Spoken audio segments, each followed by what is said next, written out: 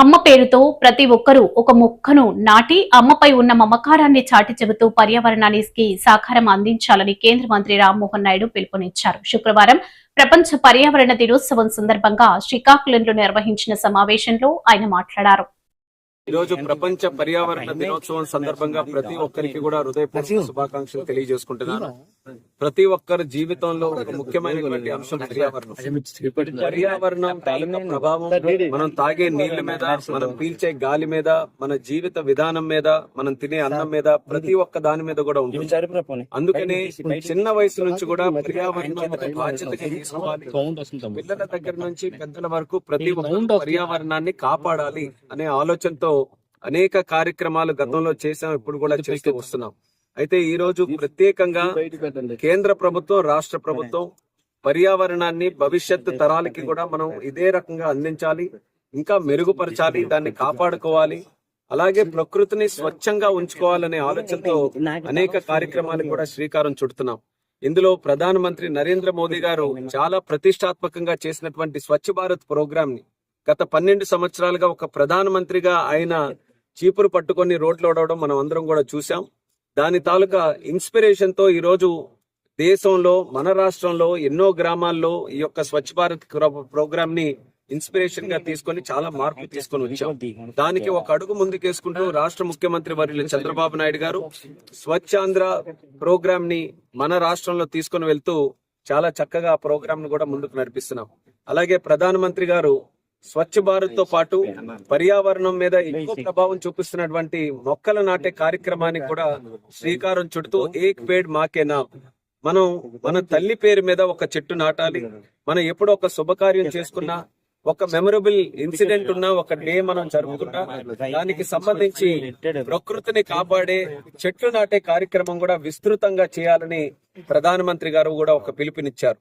ఆ భాగంలోనే మొన్న నేను వ్యక్తిగతంగా మా కుటుంబ సభ్యులతో ప్రధానమంత్రి గారితో కలిసినప్పుడు మా తల్లితో పాటు ఒక మొక్కను కూడా మరి ఆ యొక్క కార్యక్రమాన్ని మరింత ప్రమోట్ చేయాలనే ఆలోచనతో ప్రధానమంత్రి గారు కూడా గిఫ్ట్ చేయడం జరిగింది. ఆయన అప్పుడు చెప్పారు, నువ్వు ఇచ్చినటువంటి చెట్టు నేను ఖచ్చితంగా నాటుతానని చెప్పారు. అంటే ఒక ప్రధానమంత్రి స్థాయిలో ఉన్న వ్యక్తికి, ఒక మొక్కకి, ఒక చెట్టుకి ఇచ్చేటటువంటి విలువ ఎంతో మనం అందరం కూడా గుర్తించాలి. అదే గ్రాస్ రూట్ లెవెల్లో, క్షేత్ర స్థాయిలో కూడా మనం చెట్లు నాటే కార్యక్రమం ముఖ్యంగా మన పిల్లలకి మనం అలవాటు చేసి కేవలం నాటడమే కాదు, ఆ నాటినటువంటి మొక్క కూడా పెరగడంలో, పరిరక్షించడంలో ఆ పిల్లల్ని మోటివేట్ చేయడం మన అందరి తాలూకా బాధ్యత. అందుకని ఈ రోజు శ్రీకాకుళం జిల్లాలో ఈ యొక్క కార్యక్రమాన్ని ప్రతిష్టాత్మకంగా తీసుకొని ప్రత్యేకంగా 15,000 చెట్లు ఈ రోజు నాటాలనే ఆలోచనతో జిల్లా యంత్రాంగం గాని, అలాగే ఫారెస్ట్ డిపార్ట్మెంట్ గాని, కలెక్టర్ గారి ఆధ్వర్యంలో కార్యక్రమాన్ని నిర్వహిస్తున్నాం. అలాగే చంద్రబాబు నాయుడు గారు మరొక పిలుపును కూడా ఇచ్చారు, స్కూల్స్ నుంచి ఈ యొక్క కార్యక్రమాన్ని మొదలు పెట్టాలని. స్కూల్స్ ను కూడా నెట్ జీరో స్కూల్స్ గా మనం తయారు చేయాలి. అందులో వాటర్ హార్వెస్టింగ్ గాని, పవర్ హార్వెస్టింగ్ గాని, చెట్లు నాటే కార్యక్రమం, స్వచ్ఛంగా ఉంచే కార్యక్రమం, ఇలా రకరకాలైనటువంటి కాన్సెప్ట్స్ పెట్టి మన స్కూల్స్ ని నెట్ జీరో చేయాలని ఈ రోజు మన జిల్లాలో సుమారు 59 స్కూల్స్ ని మనం ఎంచుకొని అక్కడ సోలార్ పెట్టించడం, మొక్కలు నాటించడం, అలాగే పిల్లల్ని కూడా మోటివేట్ చేసి ఈ కార్యక్రమం వైపు ముందుకు అడుగులు వేసే విధంగా ఆ కార్యక్రమం చేస్తున్నాం. చాలా చక్కగా ఈ యొక్క కార్యక్రమం కూడా ప్రజలందరూ కూడా స్వీకరించి వాళ్ళ తాలూకా భాగస్వామ్యంతోనే మనం ఇది విజయం సాధించగలం. కాబట్టి ప్రజలందరికీ కూడా ముందుకు రమ్మని నేను కోరుకుంటున్నాను. ప్రకృతి మన అందరి తాలూకా బాధ్యత. అలాగే ఒక పక్కన నా దేశం నా బాధ్యత అనే కార్యక్రమం కూడా ప్రధానమంత్రి గారు పిలుపునిచ్చారు. వెస్ట్ ఏషియా క్రైసిస్, యుద్ధ పరిస్థితుల్లో ప్రపంచంలో కొన్ని ప్రాంతాల్లో యుద్ధం ఉండడం వల్ల దాని ప్రభావం ఈ రోజు ఇంధనం మీద, ఫ్యూల్ మీద ఏ రకంగా పడుతుందో మనం ప్రతిరోజు కూడా అబ్జర్వ్ చేస్తున్నాం. అందుకని ప్రధానమంత్రి గారు ఏం చెప్పారంటే దానితో మనం ఎంతవరకు అవకాశం ఉంటే మన దినచర్యలో ఇంధనం వాడేటటువంటి కార్యక్రమం తగ్గించుకోవాలి అనే ఒక పిలుపునిచ్చారు.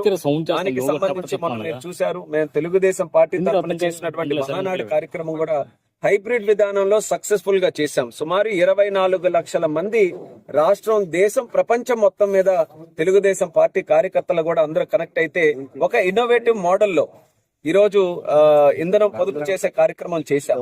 అలాగే ఈ రోజు కూడా దాన్ని మరింత ప్రోత్సహిస్తూ సైకిల్ కూడా తొక్కమని చంద్రబాబు నాయుడు గారు పిలుపునిచ్చారు. కేవలం తొక్కమని చెప్పడమే కాదు, ఆయన కూడా విశాఖపట్నంలో ఎయిర్పోర్ట్ నుంచి ఆంధ్ర యూనివర్సిటీ వరకు ప్రత్యేకంగా ఈరోజు సైకిల్ తొక్కే కార్యక్రమం కూడా చేస్తున్నారు. సైకిల్ అనేటటువంటిది కేవలం ఇంధనం పొదుపు చేసే ఒక కార్యక్రమం మాత్రమే కాదు, మన జీవితాలు మన తాలూకా బాడీస్ కూడా ఆరోగ్యంగా ఉండడానికి ఒక చక్కనైనటువంటి మార్గం.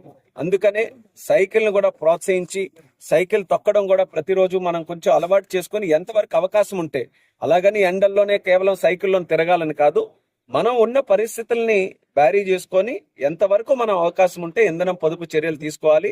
అందులో మంచి అవకాశం మనకుండే సైకిల్ ఉన్నాయి కాబట్టి దానికి సంబంధించి ప్రతి ఒక్కరు కూడా ఈ ప్రభుత్వం చేస్తున్నటువంటి కార్యక్రమాలు, చెట్లు నాటే కార్యక్రమం కానీ, అలాగే మనకి సైకిల్ తొక్కే కార్యక్రమం కానీ, మనం ప్రకృతిని పరిశుభ్రంగా ఉంచే కార్యక్రమం కానీ, ఇవన్నీ కూడా చాలా ముఖ్యమైనటువంటివి.